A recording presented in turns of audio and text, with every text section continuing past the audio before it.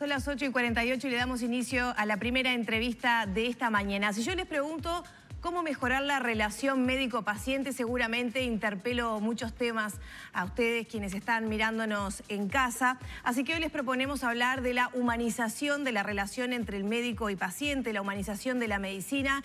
Está con nosotros el doctor Julio Zarco, especialista en medicina familiar y comunitaria, con más de 30 años de ejercicio en España. También fue viceministro de Sanidad de ese país. Le damos la bienvenida. Buen día. Muchas gracias. Buenos días. Bueno, está invitado a participar de un congreso de pacientes oncológicos justamente con esta mirada de que todos tienen para aportar en la relación que las personas, los pacientes, tenemos con los doctores. ¿Cuál es el principal aporte que se puede hacer para mejorar justamente esa relación? Bueno, quizá el principal aporte para mejorar la relación es entender que todos tienen que mejorar cosas. Es decir, los profesionales sanitarios, los médicos especialmente, tenemos que mejorar nuestra relación en base a entender que es una relación simétrica, no es una relación de que el médico está allí en lo alto con el conocimiento y el paciente es el pobre que viene a la consulta, que los médicos decidamos por ellos. Por lo tanto, los médicos tenemos que hacer, digamos, un esfuerzo en habilidades comunicativas y comunicacionales, sobre todo, pero también los pacientes también tienen sus deberes. Y los deberes del paciente es que necesitamos un paciente informado y formado. Por lo tanto, las asociaciones de pacientes, como ocurre aquí en Uruguay, y en eso se basa estas jornadas, consiste en empoderar al paciente para que tenga información y formación y esa relación se haga de asimétrica a simétrica. Y también los sistemas sanitarios tienen que propiciar que el encuentro entre el médico y el paciente sea correcto, adecuado, en el lugar adecuado, con el tiempo suficiente. Sabemos que los pacientes se quejan de que los médicos no tenemos tiempo suficiente. Pues todos tenemos que hacer, los médicos tenemos que hacer, los pacientes tienen que hacer y el sistema sanitario tiene que hacer. Se trata un poco de despojarse de la investidura médico-paciente y dialogar más persona a persona. Claro, es que realmente la profesión médica es una profesión de servicio. Y por lo tanto, como es una profesión de servicio, tiene que ser una profesión en donde se despoje todo tipo, digamos, de roles autoritarios. Es decir, nosotros, el principal valor de un médico precisamente es un valor que es la compasión. Y la compasión es lo que se produce dentro de mí que me mueve a querer ayudar a otra persona. Luego puedo ser un muy buen médico, tener muchas capacidades técnicas, pero si yo no tengo escucha activa, no sé relacionarme de una manera humana con una persona que sufre, pues por mucho que sepa medicamentos, últimas técnicas novedosas y demás, probablemente voy a curar menos. Es un cambio cultural, ¿no?, que lleva su tiempo. Es un cambio cultural que lleva su tiempo, pero fíjese, en los últimos 20 años estamos asistiendo a toda una corriente transformadora que se llama humanización de la asistencia sanitaria, por la cual en la medicina queremos retomar otra vez, digamos, los viejos principios del médico bueno o buen médico, que consiste en un médico altamente capacitado, pero también altamente capacitado humanamente. No es buen médico aquel que más sabe, sino es buen médico aquel que sabe mucho, sabe transmitirlo y como persona es capaz de transmitir al paciente pues tranquilidad, esperanza, al fin y al cabo alinearse de la mano con el paciente. Doctor, usted tiene más de 30 años de experiencia en España y bien nos puede decir como palabra autorizada en ese sentido, ¿qué cambio ha notado desde el ingreso de Internet en el paciente? Porque yo varias veces me he dicho, qué difícil la tienen los médicos cuando el paciente viene de googlear. Doctor Google. Entonces llegan con el doctor Google a cuestas y también es un elemento que ha cambiado mucho esa relación médico-paciente, ¿no? En lugar a dudas, lo ha cambiado totalmente, lo ha transformado. Lo ha transformado. Como bien dice usted, el doctor Google hace muchas cosas buenas y muchas cosas malas. Claro. Es decir, se ha producido una transformación. Nosotros en España hicimos un estudio el año pasado con 45.000 médicos de familia de toda España y vimos que los pacientes que acuden a la consulta del médico de familia, el 70% ya había realizado búsquedas en Internet previamente antes de ir a la consulta. Con lo cual, las personas acuden a la consulta, entendemos que más informados. Pero eso no es cierto del todo, porque hay mucha contaminación en la red. ¿Tenemos seguridad de que el paciente cuando entra en Internet y ve una página web es la adecuada? ¿La información que allí se deposita es la mejor? Cuento una anécdota y termino con esto. El año pasado el artículo más leído en Internet fue cómo se podía curar el cáncer a través de tomar zumo de limón todas las mañanas en ayunas. Eso es una falacia, eso es un bulo. pero un bulo que ha hecho mucho daño porque había pacientes oncológicos que tomaban medicación, que tomaban un exceso de zumo de limón y con sus tratamientos oncológicos quimioterapéuticos había interacciones que eran importantes. Por lo tanto, tenemos que garantizar también los médicos y las administraciones que los pacientes vayan a las páginas web que sean adecuadas, estén acreditadas, certificadas y sobre todo realizadas por las administraciones y por los profesionales y por las asociaciones de pacientes. Claro. No vale todo. A mí me ha pasado en cada visita médica o menciona determinado tipo de cosas que he incurrido en las páginas para tratar de... Y hay un punto en el que uno no entiende nada. Claro. Esa es la realidad. Y normalmente, ¿qué es lo que hace? Lo digo porque lo asumo como una culpa. Ese párrafo que no entendí me lo salteo. Y ahí de repente estaba el meollo de la cuestión. Claro. Por eso la obligación es de dar una información adecuada, pertinente y entendible. Es decir, los médicos siempre damos mucha información a veces a los pacientes, no toda la que deberíamos dar, debemos dar mucha más información, pero yo digo que esa información hay que darla digerida. ¿Qué es una información digerida? Entendible. Y luego al paciente hay que preguntarle, oiga, ¿usted ha entendido lo que le he dicho? Porque el paciente, por miedo, te dice que sí lo ha entendido. Y muchas veces no lo ha entendido. Es verdad. O sea, hay que asegurarse que la información es adecuada y, sobre todo, que es entendible, que la entiende el paciente, ¿no? Y ahí me gustaría hablar de la relación con el paciente oncológico, que es donde usted va a participar, porque creo que ahí capaz que se esquematizan algunos de estos conceptos, ¿no? El paciente oncológico va con mucha incertidumbre, mucha angustia y muy vulnerable. A encontrarse con un doctor que le tiene que explicar, ¿no? Hay muchos tabúes en torno a esa enfermedad y como que está más desbalanceada quizás la relación que con otro médico que uno va a consultar algo más banal. Sin lugar a dudas. Eso es así, es decir, la oncología, es decir, el paciente con cáncer evidentemente llega a la consulta en una situación que se llama de noqueo afectivo. Es decir, el paciente está que no sabe dónde está flotando, no tiene capacidad de pensar, está asustado, tiene miedo, tiene incertidumbres y dudas. Por lo tanto, es muy importante que el profesional sanitario tenga capacidades comunicacionales y también de experticia psicológica, porque en una primera consulta no se puede resolver todas las dudas, problemas y alinearse con el paciente. Esto es una carrera de fondo.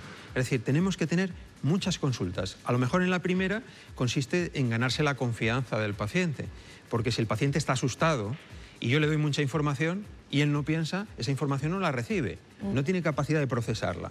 Por lo tanto, en esa primera consulta es una primera consulta de que te vean en un equipo, el paciente tiene que entender que somos un equipo que vamos a luchar con él, contra la enfermedad, y una cosa muy importante que hay que hacerle entender al paciente, y por eso aquí en Uruguay, y lo digo además de una manera muy clara, las asociaciones de pacientes, como lo que hoy se va a poner en juego en la red de pacientes oncológicos, a la cabeza con su presidenta Nelsa Carrasco, es precisamente que el paciente tiene que entender que su voluntad de intervenir de manera decidida con el equipo de profesionales es fundamental para su curación. Es decir, en el cáncer especialmente, en todas las enfermedades, el resfriado común también, pero en el cáncer, que el paciente entienda que él es una parte activa dentro de su enfermedad y que tiene que tomar decisiones de manera activa, es fundamental para la resolución de sus problemas y para que la calidad de su vida mejore. Eso es lo fundamental. Ahora, ¿y la capacidad, perdón, un mortal común y corriente de tomar decisiones en ese sentido, cuando en realidad uno no sabe ni qué medicación le están dando, ni bien qué va a hacer? Por eso hay que hacer dos cosas. Por eso el profesional, el médico, tiene que, digamos, bajar al ring con el paciente, y por eso el paciente tiene que tener información y formación. La salud del paciente es del paciente, no es del médico. Y la vida del paciente es del paciente. Y el paciente tiene que tener capacidades para tomar decisiones libremente, pero también con conocimiento de las decisiones que toma. Y el médico lo que tiene que hacer es apoyar la decisión del paciente, sea la que fuera, incluso aunque sea equivocada desde el punto de vista del paciente. Por eso, este movimiento de humanización de la relación consiste precisamente en que el médico tiene que hacer cosas, pero el paciente también tiene que tener, digamos, unas capacidades que por eso precisamente el mundo asociativo de asociaciones de pacientes lo que hacen es empoderar, informar y formar al paciente. Uruguay es un país pequeño en sus dimensiones y también en población. Eso hace que tengamos muchas desventajas, pero también muchas ventajas. Por ejemplo, en nuestro país obviamente es mucho más sencillo establecer estadísticas o generar buenos números. En más de una oportunidad hemos hablado aquí en Arriba Gente sobre el tema cáncer y por qué Uruguay se encuentra a la cabeza en Latinoamérica en cuanto a la incidencia de esta enfermedad en la población y cuarto en el mundo. Y hemos recibido también como respuestas que tal vez es porque los números de Uruguay son muy confiables en ese sentido. Es decir, que no es que estemos a la cabeza porque hay elementos que hacen que contraigamos más la enfermedad, sino que tenemos una buena estadística al respecto. Usted que llega con la vasta experiencia que llega desde España, ¿cómo lo ve a Uruguay en ese sentido y esa incidencia que el cáncer tiene? Creo que usted ha acertado en su apreciación, porque para planificar la sanidad uno tiene que tener una estadística adecuada, es decir, tiene que tener registros adecuados. Entonces, uno puede planificar qué es lo que va a hacer con sus pacientes desde un punto de vista comunitario, desde un punto de vista social, si uno tiene unos datos que sean fiables. Uruguay tiene unos registros magníficos. Es más, le voy a decir una cosa. A nosotros en España envidiamos las estadísticas de Uruguay, porque España, siendo un país pequeño, tiene 17 regiones y cada región tiene su propia estadística y no hay fiabilidad en los datos, puesto que esa estadística es difícil de volcarla en una estadística común en el país. Por lo tanto, desde el Gobierno de la Nación en España tenemos complicaciones para planificar la sanidad, puesto que cada región, digamos, nosotros decimos vulgarmente que en España es más difícil a veces hacer planificación sanitaria que en el resto de Europa, porque en Europa no hay barreras, digamos, de fronteras y en España tenemos fronteras geográficas con nuestras regiones. Por lo tanto, el avance en Uruguay de tener una estadística adecuada, una epidemiología, una salud pública muy potente, es envidiable. Yo creo que es envidiable para muchos países, incluso de la región europea. Doctor, hoy hay una actividad en particular que me gustaría tener los detalles. ¿A partir de qué hora es que se estará desarrollando? Sí, es a partir de las 3 de la tarde. Bien. A partir de las 3 de la tarde reúne a profesionales uruguayos de la gestión sanitaria, de e-salud, del Ministerio de Sanidad, de Oncología, de la Sociedad Uruguaya de Oncología. Han tenido la amabilidad de invitarme a mí de España y también de pacientes de las asociaciones oncológicas de Uruguay. Hay una red naciendo, una red de pacientes oncológicos uruguayos enormemente importante, con unas ganas de trabajar espectacular. Y yo creo que el Gobierno de Uruguay tiene la suerte de tener una sociedad civil representada por las asociaciones de pacientes enormemente importante. Bien, nosotros últimamente hemos estado a nivel informativo, lamentablemente teniendo muchas situaciones que preocupan a los médicos con respecto a muchas agresiones que en determinado tipo de zonas, también es bueno decirlo, se han dado con personal de la salud en general y con médicos, pero también algunas situaciones de agresividad, de violencia que ha habido a nivel de consultorio, ¿verdad? Es decir, en donde allí el personal médico ha entendido que esa relación que siempre fue de respeto, de confianza, de alguna manera se había quebrado. En su estadía aquí en nuestro país le han llegado a comentar parte de esta preocupación que ha surgido en los últimos tiempos. Hay que decir que ahora, por suerte, desde hace un buen tiempo a esta parte se han tomado medidas que han permitido mitigar un poco esta situación, pero en algún momento generó algún pico de preocupación. Sí, tengo mucho contacto con compañeros uruguayos, efectivamente esa es una preocupación muy latente. Debo decir que es una preocupación, es general en toda la profesión médica, no solamente en Uruguay. Le debo decir que en España ocurre exactamente igual y por ponerle un ejemplo le voy a decir que en Canadá, que es una sanidad por cierto bastante sana, valga la redundancia, el segundo taller más frecuentado por los médicos canadienses es un taller de defensa personal, curiosamente. Vea usted. Pero nosotros en otros países, concretamente en Europa, lo que estamos es sustituyendo, nos parece mucho más adecuado, el taller de defensa personal por un taller de habilidades comunicacionales. Claro. Porque la mejor defensa del médico ante la agresión verbal y física es tener unas adecuadas habilidades comunicacionales para poder manejar las situaciones de conflicto.